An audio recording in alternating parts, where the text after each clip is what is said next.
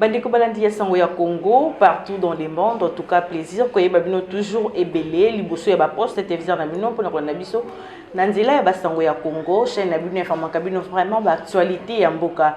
Na yango lelo une fois de plus tozobeta makambo etali politique ya mboka na biso na yambeli bino vraiment maître Loulou to betane masolo etali politique ya mboka sans plus tarder to pesimbo te na invité na biso du jour maître Loulou. Bonjour. Bonjour maman, bonjour na ba téléspectateurs sur la chaîne Nabiso. Kala na plateau de biso basango ya Congo maître. Bon, eza ba invitation. So bo inviter nga na ye. Voilà tout côté vraiment na maïe etali politique ya mboka na biso, bongo na est ya mboka na biso M23 bazongi lisusu na mboka. Maître Loulou malobano ezani komona M23 et lisusu. Bon, ngai problème nga nazo ko s'adresser mi na M23 te. Mais la insécurité est permanente, persistante et permanente dans l'Est. Il y a des gens qui sont à partir du moment où l'Est a RDC, tu as un problème. Et dans l'Ouest et à Ouganda, tout le monde qui est na Bunagana, qui est na Ouganda, qui est na Kimia, Fandi.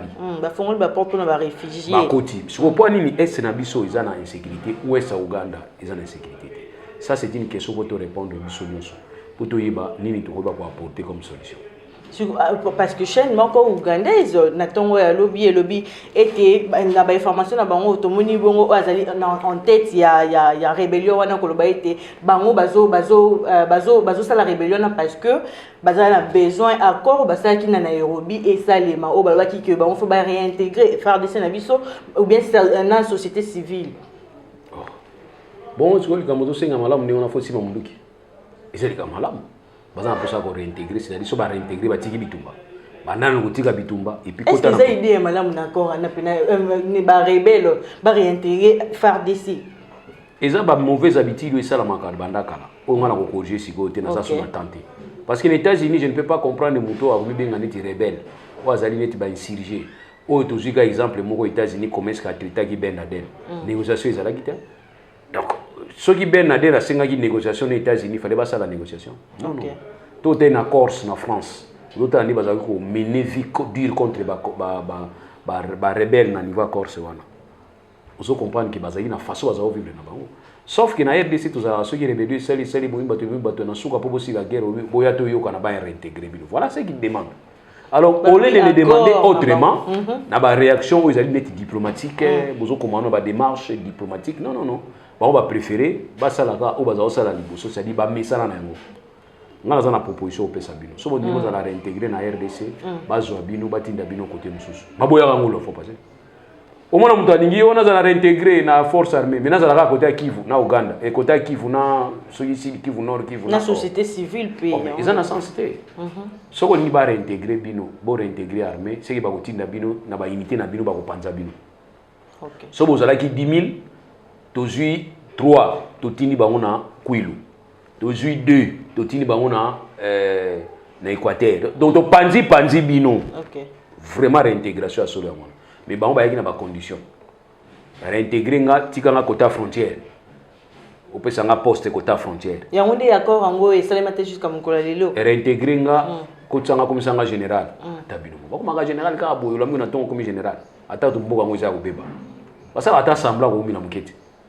Réintégrer nga azalaki porteur ta bakutaka ye bazwaka mboka na azalaka porteur bakotie na armée réintégrer nga bokomisa ngai major bon alizwa kombo na yo komango banda simbaki bike azokokoma kombo na ete mais mutu alingi batie major ya mwana voilà ba réintégration esalamaki na baarmée wana yango bango bakanisa ike il faut continuer ndenge mwana soki eza yango je suis désolé.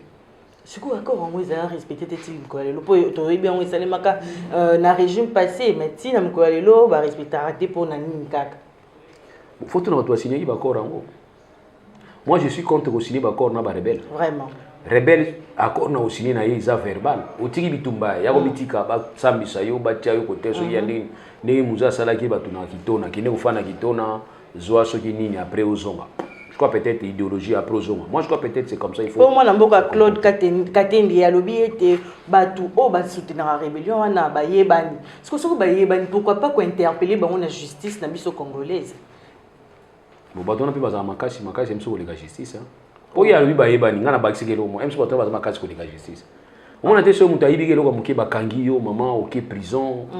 tout le monde bateau bakangi kangi bateau apparemment na régime actuel justice na biso vraiment comme indépendante makambe changer état de droit ezali bon bato bon batanga maté pour nani bon naza très mal placé au critiquer justice na biso voilà vous comprenez gars naza très mal placé mais ba critiquer ça mais naza très mal placé pour exprimer ezate na obanga mena lingité zelanga sur le monde nga libanda mboka otunanga comme ça na opeso ba vraie critique au tozana mais toutefois il y a des choses où tu dois déplorer tout le bas. Mais je ne peux pas aller au-delà. Quand on est au-delà, nous avons dit que RFI na Seki. Procureur et après à cour à cassation, ils ont manqué respect. Vraiment. Ils ont manqué respect. Or c'est comme ça. Ils ont manqué procureur respect. Et c'est comme ça, procès, c'est ça. Au commis parti, pour beaucoup mis dans le dossier, au commis parti. Tout au commis parti, vous avez ngangati. Ngangati on va se défendre.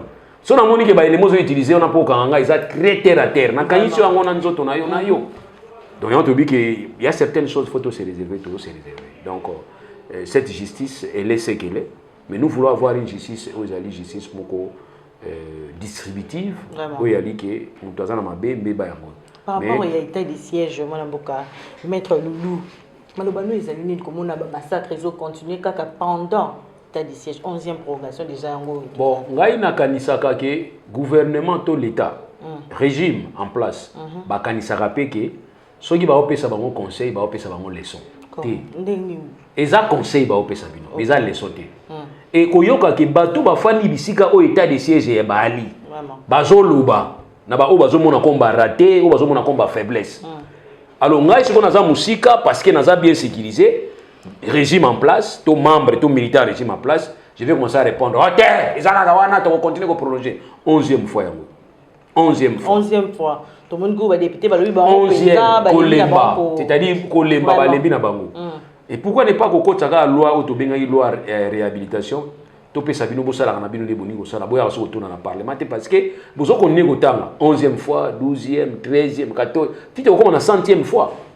Et on a vu que bateau baza na kati ya ba situation où bateau baza na passe ba victime ba na kati bazoloba to yoka bango. C'est la raison pour laquelle on moni constitue à prévoir auto bengi évaluation. Vraiment. Cette évaluation faut ça la interinstitutionnelle. Nous avons 3 pouvoirs. Nous avons le pouvoir exécutif, le pouvoir législatif, le pouvoir judiciaire. Il faut se concerter à un certain niveau. Le mécanisme de concertation va prévoir qu'il y a. Vous évaluer, vous tali. Si ça va, d'accord. Si ça ne va pas, vous apportez. Mais où est commis bisora neto lubelango. Alors on y va parler comme on dirait que sa résonance. Kuna so ba biga ha bangoto ha. So ba biga ho bangoto ho. Il aura le sauté. Tala makamaram. Bobenga ministre ya se justifier et commis problème. Ministre était là où se comporter bien te bobenga et commis beaucoup et sa ministre était. Quand vous dites déjà ça, c'est que vous soutenez les anti-valeurs. Vraiment. Ngai ni nazali ataka membre ministère na aza membre ya pouvoir na biso. So na moni ki simba tena bino na mona mai. Au lieu que to komona niveau to longola yo moko démissionner. Ou bien to créer auto bengi remaniement moko spécial pour to longola yo. Igele kanango. Mais on va le défendre tina suka. Neto komia bato bazoli la ram ba komi na faute. Ministère ba komi na raison. Vraiment. On peut rien comprendre. Ministère ba ni la peine biso après.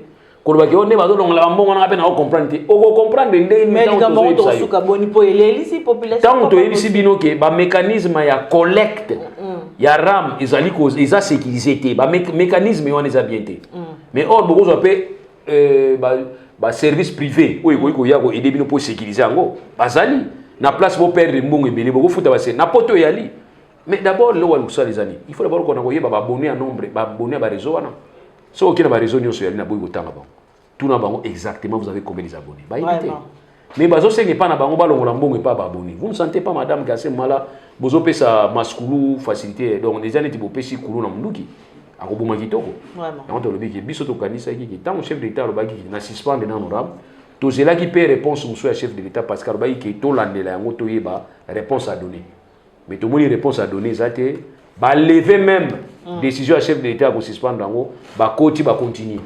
Même de Joanati, les lobes sont kaka, mais biso ba tout ba téléphone en 3G to yebisio et kata chaque recharge ba so kata ni comme étalira Joanati les lobes ko les lobes donc coller la population. Mo zo kende wapi mais ce qui est vrai même bango ba autorité na biso to so ba te place mo zo kende. Vraiment. Siko ba autorité ba comme na bango pe ba yebi na bango te. Te ba comme siko na Sony na bango ezali. To longoli ram ba poli. Yango ba ki to polaté.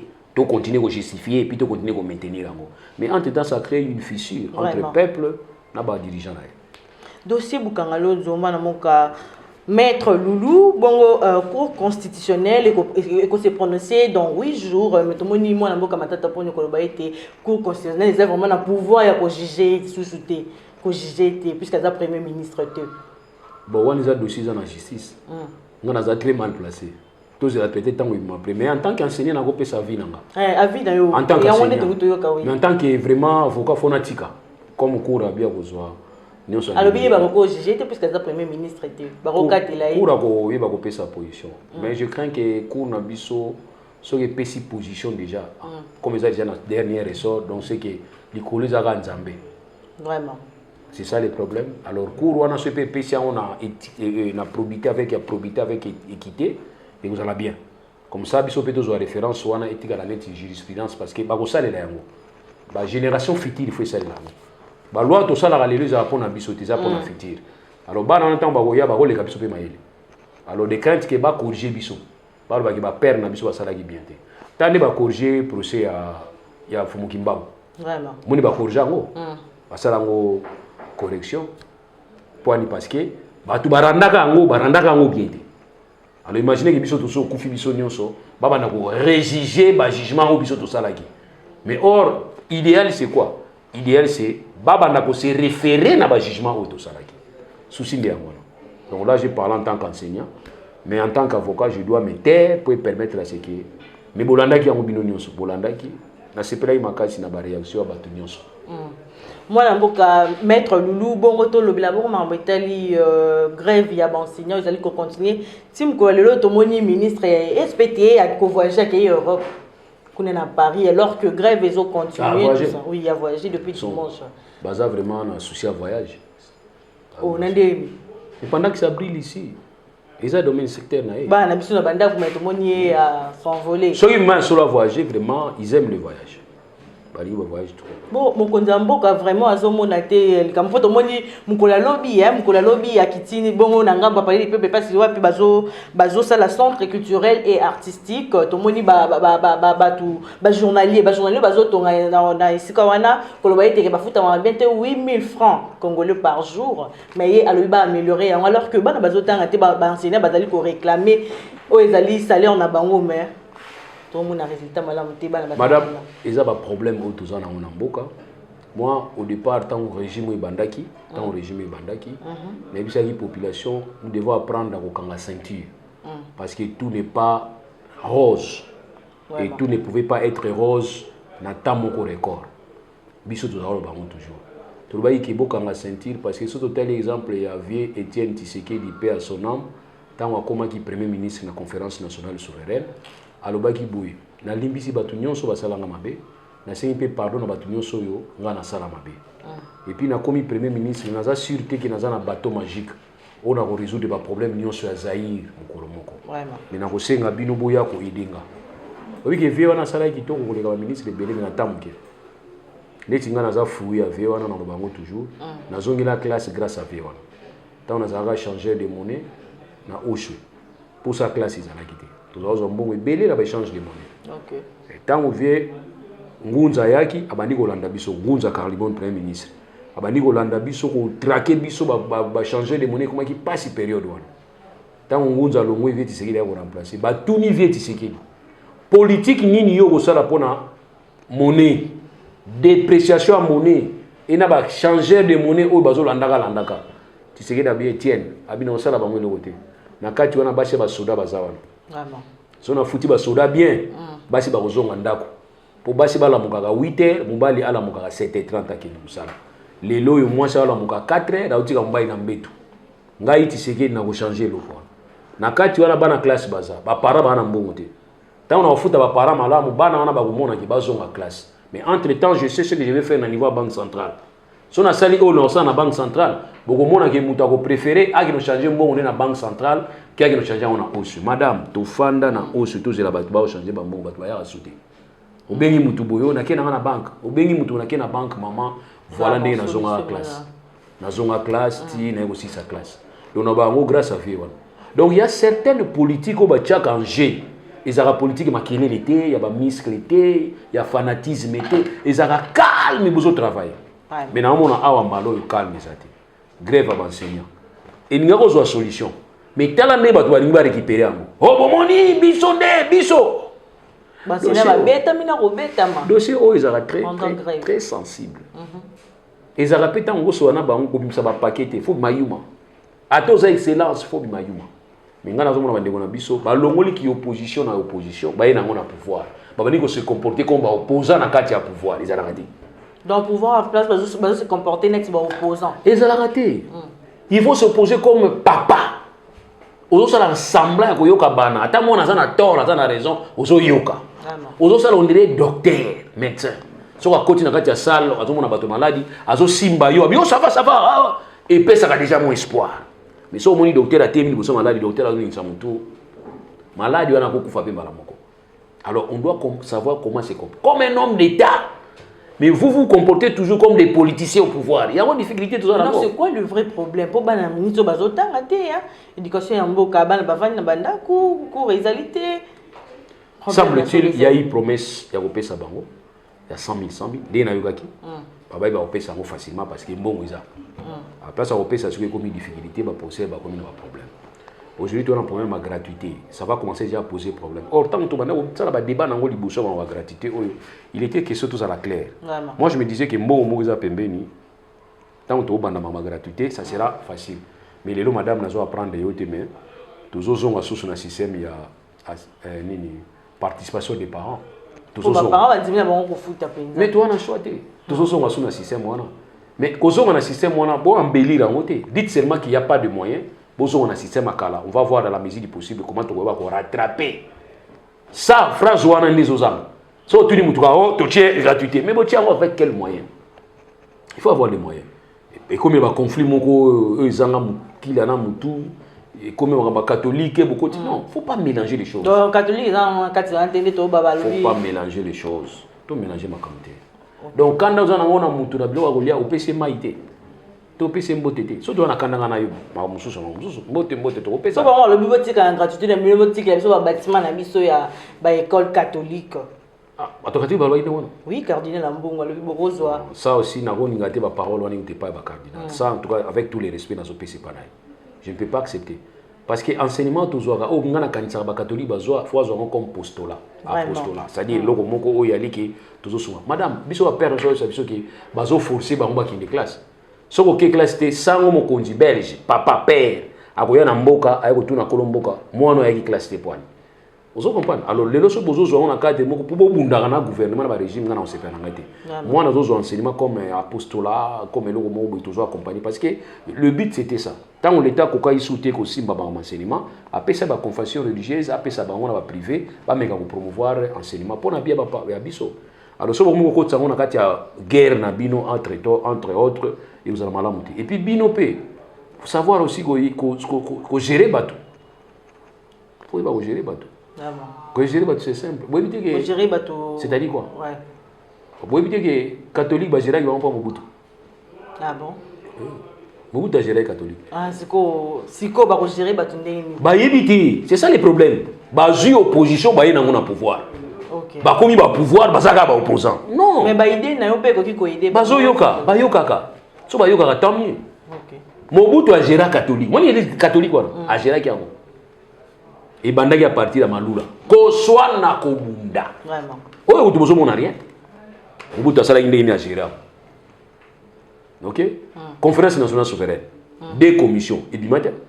Conférence commission assassinat, na commission à bien malaki. Boye be bimaki te poani. Gestion, stratégie. Mais bien nos stratégies, ça t'est. Stratégie, ça t'est. Bah on va le vivre, est-ce que ce monde il faut qu'on réponde alors ma bien fait na bino sui bozo sala. Ti akoloba kolemba, mon akaye mo kaye na ye. Dans esprit opposition, ils allaient na pouvoir en place. Il se déplace avec ça, c'est ça. Monte mon tazo ba ki na kola to la sabino biso to sala ba plein. Non. Un parti au pouvoir, avec ça, va décision, va plainte. La décision est dans le cadre de épanouir le pays. Et puis, tant que tu as le bilan, on va parler dans le bilan. On ne va pas parler dans le plein. Oh monte ke bino boyaki bozaki 2000 biso boyaki toyaki 10000 na bilan na biso ya fait un mandat biso zaki maman décision à boire la caravane passe mais effectivement faut pas que chien à boire et à aboyer pour caravane à passer mais chien à boire la caravane à boire vraiment vous en sens to ebisa ki bino bien il y a des choses au basalaka soko beti loko wana muta comprendre que oza maturité za vous comprenez donc on a lobby que deux commissions bien mal acquis na assassinat et les kate Mobutu ayebi nini asala et Kabila oto bengaka zoba bolimsanga pardon za zoba te mais obino bengaka zoba pour organiser l'élection en 2018 o ba bengaka zoba pour organiser l'élection en 2018 oui mais c'est là on est à la diplomatie et cette élection c'est la meilleure élection 2018 oui la meilleure élection la meilleure vous savez pourquoi et c'est qui batu nyonso d'accord na kati fayu bazali na kati tisegeli bazali na kati bango nyonso bazali na kati na bazolo balelo bazali na kati ya système parce que ba teke ba candidature na bango mais qu'est-ce qu'il a fait maman machine à voter zalaki biso tout boyaki to benga machine à voler non biso tout boyaki yango mais na votaka na yango qu'est-ce que Kabila fait il vous osanga batu yango na bozo pour imposer biloko mo boyo ko kale bino lobby non kadi mazala wana azalate so itisegela bungisi mandat na ye aoleka au doublé élection 2023 to le belango na lobby 2023 kadima ou pas cour constitutionnel ou pas so itisegeli lelo abongisi musala na kitoko osani mabien azo kipe batuté et puis azo pemeli ne bato ba ko appuyer ye neti aro simba Moïse elengi mais so aussi batu moko Moïse alobi benga na yo distraction so bango ba comprendre bango ba comprendre bien bango za so boyika pa ba ningani au moins na faille le 13 so il fallait le passer ba mars le 13 bango ba répondre baba qui réplique déjà kozala donc ça c'est perdre le temps madame il y a une bonne distraction que t'es pas adversaire donc à partir de ça bazo faire perdre population de temps to rolo babon madame une bonne distraction que t'es pas adversaire na yo ils a pour changer attention na yo pour continuer à la distraction à travailler non c'est pas le régime le bout travailler mais bien vous autres travailler vous autres vous avez un vrai opposant vous qui pas non c'était une façon pour vous beaucoup de pouvoir aujourd'hui vous avez ce que vous avez besoin à chercher vous l'avez maintenant il faut que tout possible au sani pour concrétiser au regard il y a ambition vous avez qui dans politique mais vous ne le faites pas. Faut que l'élection 2023 et kozala faut que ministre de la communication particulièrement Koloba était avec recensement ou pas, élection en 2023, c'est que bloc patriotique breton malbon pour rien. Pour 2023, élection est assurée. Mais la bonne élection, il ne faut pas faire une élection et c'est la moins meilleure que Oyo Kabila Salagi. Déjà 100 millions, déjà on a prêt pour les élections. Maman, élection à Malamu, ils ont Oyo Kabila Salagi en 2018. 2018. Et si, ce que Bissot Zozan a posé tout ça à l'élection, il faut tout ça là pour les KO yayi. Surtout ça, il faut que tous les partenaires au Bazali na biso lelo, comme acteurs politiques, basent na quatre système électoral. Mais si vous avez dit que les binômes pour organiser l'élection, il y a l'équipe maman, il y a mon il y a des championnats, mon champion, vous n'avez pas tout. Vous m'avez dit que adversaire naé azati, n'abimi champion. Oui, ils ont payé le championnat. Mais n'a pas règle ni. Notre lobby que vraie élection c'est la qui na Congo et Souka 2018. Mais tu dis que c'est vrai, ils ont tout ça là bien collé au wana.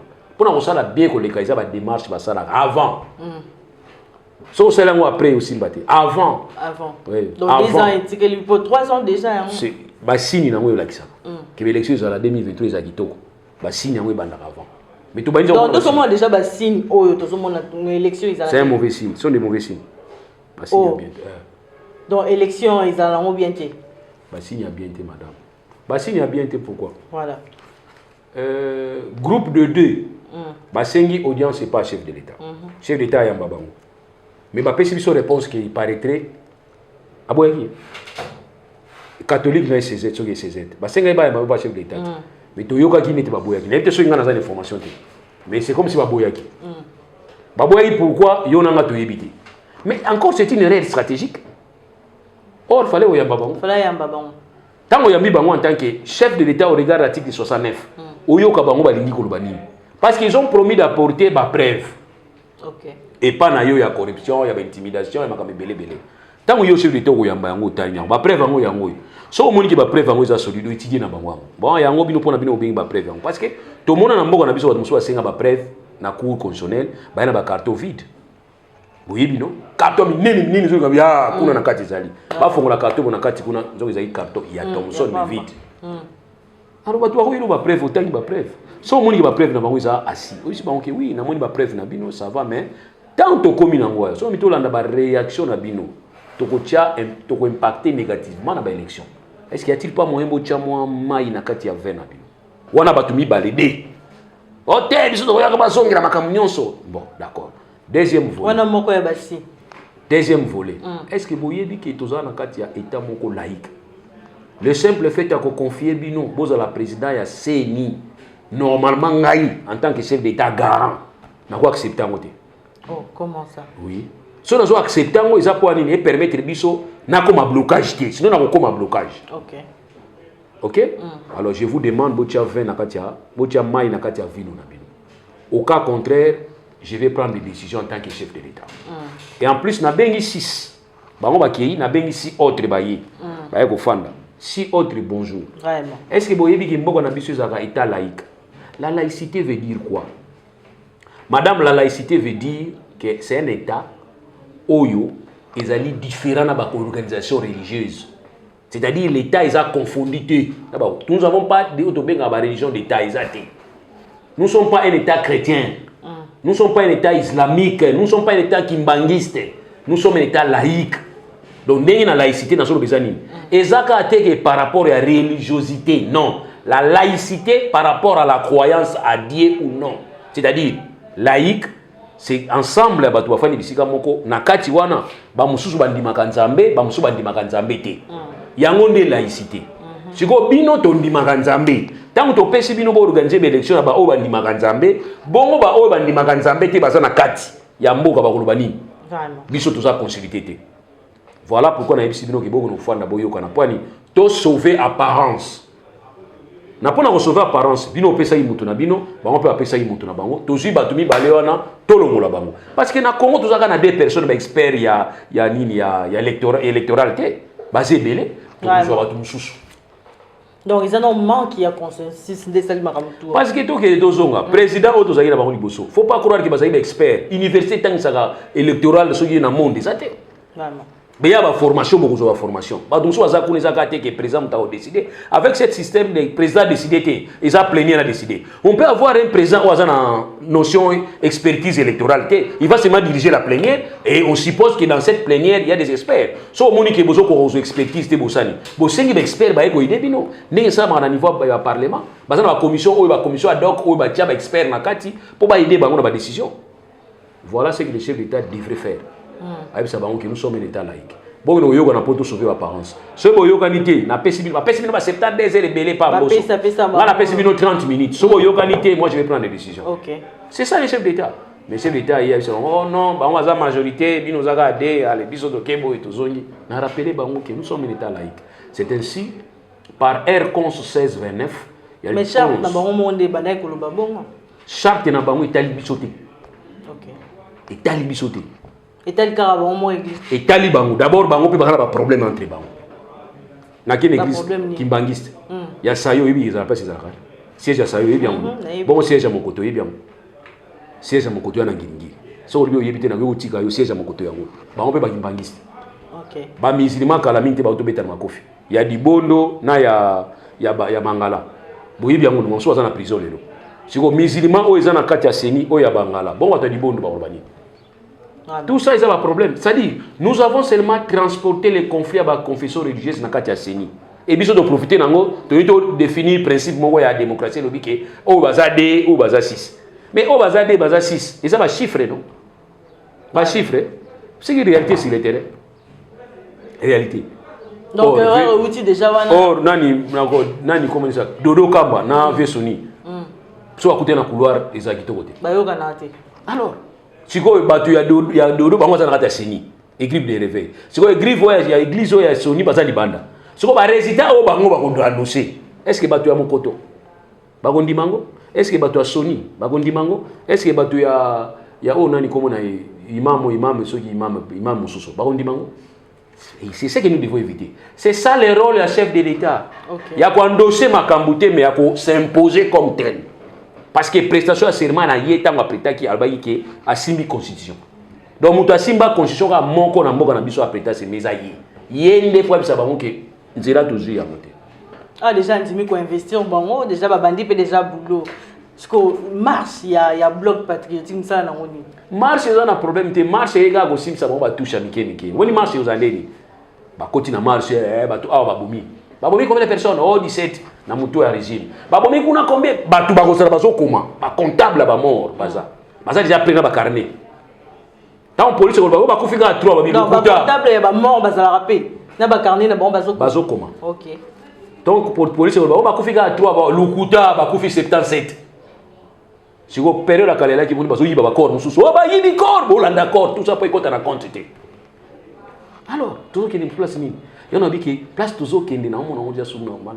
Mais il y a un bloc patriotique. Non, j'ai déjà dit ça, il y a un bloc où on a souhaité bonne chance. FCC la mouka. Mais ça, c'est pas grave, madame. Je viens de parler tout à l'heure. Est-ce que bon, est-ce que moi, si moi, je suis divorce, est-ce que c'est interdit? Loi interdit que tu divorce, bon, ça la divorce. Mais bon, la FCC encore ça. Est-ce que Mouto va lingana raté les bossu ba ko lingana té après? Mais yende la mouka bana côté les mila. Et ça problème de oyebi combien de fois ba finga Kabila. Zongisa ye na Rwanda nzembo moko ebima na finga nzembo wana ti lelo nzembo wana ba yemba ngo soute. Est-ce que Kabila zonga na Rwanda zonga na Rwanda té? Kabila koma ki allié. Ya cash au basali gouvernement na bango vivi na kati ya ordonnance présidentielle pour la première fois na yoka batia vie accord FCC cash boyebi ordonnance onate oyo noma ki premier ministre boyebi yango te vraiment alors baza oyo kana te kala donc bino bolingi ko yoka na bato baza kana te kala c'est normal mais soyo mutu muso yoka na mutu kana te kala vous voulez en faire un problème non ça bango ba yoka na bango dans la politique les alliances se font et se défont donc l'alliance c'est ça la mangapé panzananga oya bino cash na FCC panzani bo permettre pe oya baninga pe ba yoka na bango itali yote et menga les nozo baka ke départ na bango déjà bien té ndeko mususu mabala musuku bunza ngo té tike kufa ya momo donc départ na bango déjà bandi bien madame mais soki so bala na libata yo lui ki libala oyo boté loko té o monte yo mto mandoki vraiment tika bango babala na devos kitoka lobi ke toutes les forces vives il y a un mouvement citoyen na ba politique ba sangani autour ya président élu pour basa la front na bango président élu Martin Fayulu voilà Geneviève Inango jalobi ke biso to landi mbela ya ba prela balobi to sangana biso nyonso pour te faire face contre régime yoyo madame siko to yoke la nani vraiment au moins que soso na libato bazo ko bala tika bango ça dit nga place na tiki bango bala na nde ya mwana soki ba bongisi te au départ na souke ko zalaka mabe donc malchance na bango ya mwana chance à pouvoir la mais vous allez remarquer mais régime est-ce que FCC côté les même makabo bango balima marché wana par rapport au régime passé FCC appelle tel mayango de bwana a se retrouver te babengana FCC bandakala babengana na libala bandakala azotelengana siko alinga bala mbali mususu pour moi quoi objectif de moi ba la paix sociale ya mboka alors que bon peut batika sociale ça déjà bon mais j'ai compris votre question autrement na peut sa réponse peut autrement. OK. J'entends les gens dire que FCC on peut sa biso les sauter non c'est l'échec à FCC pour peut sa bino leçon et ça histoire à FCC ne peut pas sa bino leçon FCC en mo ata jolo abo qui paye.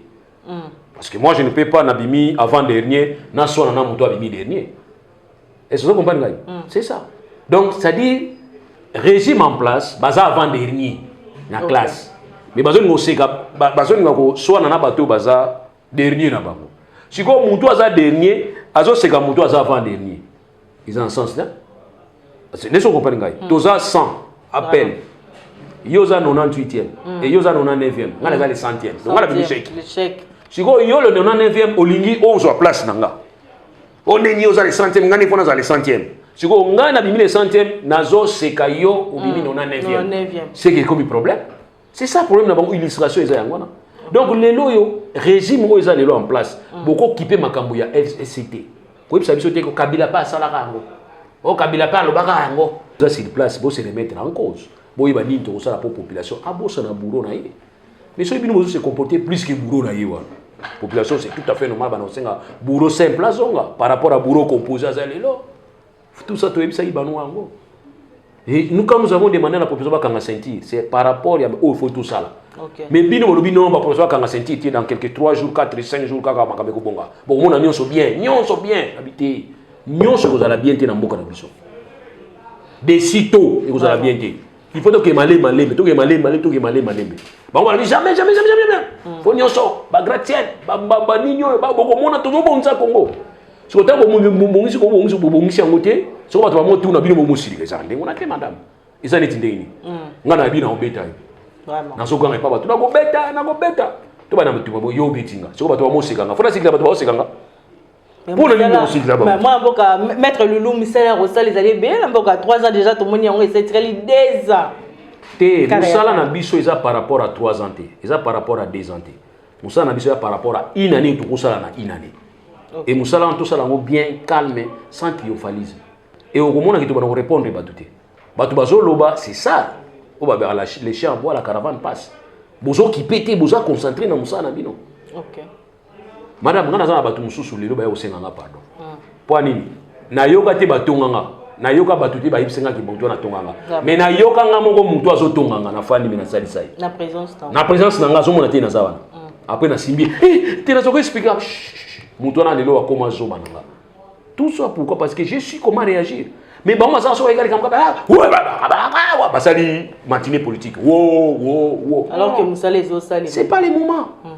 Bon, il y a tranquille. Moi, je suis un bilan il y a 3 ans. Il y a un bilan. Il y a un client. Il y a un chef de l'État. Oui. Bon, je suis un client qui a un bilan. Il y a une entreprise au place. Il y a un bilan. Un travail ne peut pas donner le bilan à la société. C'est les patrons. Il y a un patron qui a un bilan. Mais toutefois, il y a un bilan. Il faut sentir qu'il y a un bilan. Il y a un bilan. Il faut sentir qu'il y a un bilan. Moi, je ne parle pas seulement de Arolia, je parle de domaine ébélé. Nous sommes dans plusieurs domaines automoniques. Ce qui s'est passé avant continue jusqu'à aujourd'hui. Par rapport au pays relatif dans Nzembo, aux chansons, il y a un PR et Bimi, ils ont suscité polémique. Non, on a appelé ça des valeurs. Dès qu'on appelle ça des valeurs, dans Nzembo, il y a la moine, il y a Bimi, ça qui n'a pas passé. C'est pas qu'il y a un Bilo muswa beta ngoka na mama. Bilo muswa beta ngoka. Ba yembeli social amboka. Oyebi mutape anga kanda na mwante somali. Eza kabila na tumbu. Kabila pesa ko kanda. Na tumbula est trop, na provoka est trop, ni réponse. Silence. Et dérangeant madame. Moi je na baye nanga. Vous comprenez? Mais bino za kaso tu ata. Atane biso linga. Vraiment. On a boire peta na boire kina sengona ga mutabe liboma. Ba mo saka esprit na bino. Bo fanda calme poser. Mutamakasi za mutu ametiza ba sentiment na ye. Na ba émotion na ye. Mutamakasi ni wa. Mais bino lingo yoka te. Liga mungeka hu. Il y a un chef de l'État. Tu vois qu'il y a un avant. Biso le voyons avant. Tu vois que pour na biso so bozo linga kuno yamba chef de l'État. Boya mena njili, botika na njili. So sisi ko fana na njili wana, ndebo fandeli wana. Wonde bo fandeli na njili wana aéroport bo. Tombi si aéroport bo fandeli wana. So ka kiti, bino tu botika la nanu kuna yazo atanke ni anda. Mais il faut faire. Est-ce que quelqu'un wana peut déranger qui yuma boka Maître Loulou? Na moni yo zaita mo mbutu te. Ozala gite. Mais ba to zaita mo mbutu ba koyeba. Mobutu a de Saint-Martin. Saint-Martin, Cap-Martin, je ne sais pas, Saint-Martin. Dans l'hôpital. Ba maman na kinga sani. Ba blagisi sima. Balongoli là. Mobutu. Balandi. Balandi te balagisi sima. Ba maman. Ba modure oui. Balongoli là balagisi. Kende ko kufa, Mobutu azolela, azokende. Mobutu azu a vu à qui traitement. Vie Etienne Tshisekedi da kitala.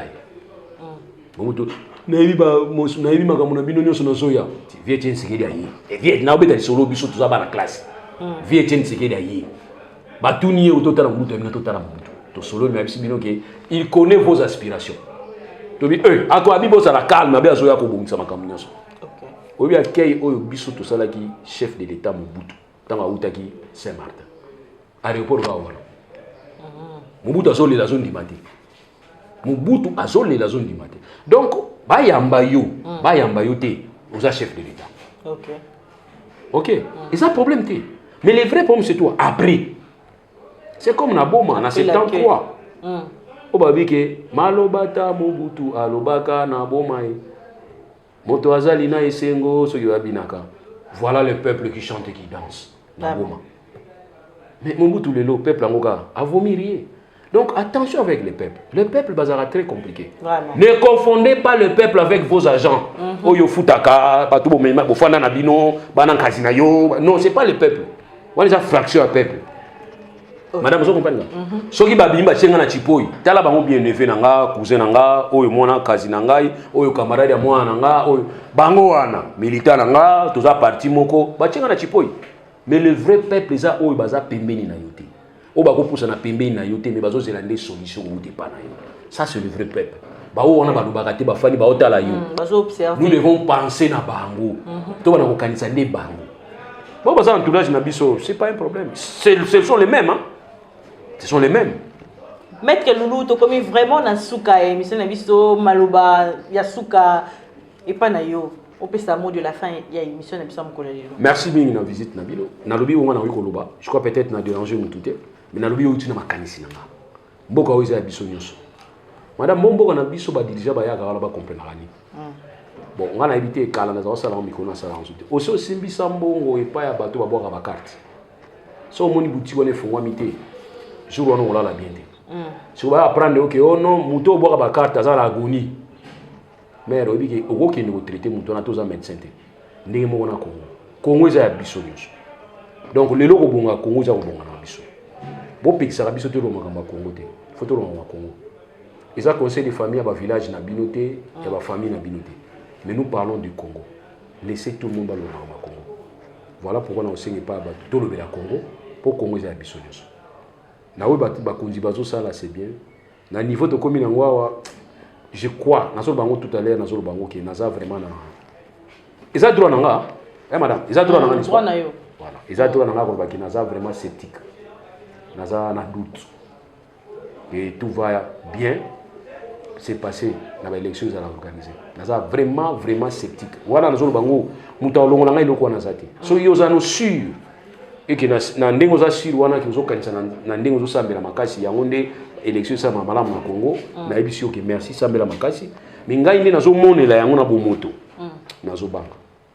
Voilà message na Matondo mingi mwana mboka Maître Loulou pour la disponibilité na yo. Merci na bino pe bandeko balandi ya sango ya Congo partout dans le monde. Bozaka fidèle kolanda biso na nzela ba sango ya Congo, bozala branché na chaîne na biso ba sango ya Congo bozala jamais dessus. Merci na Josué Ozaki bon la sima caméra.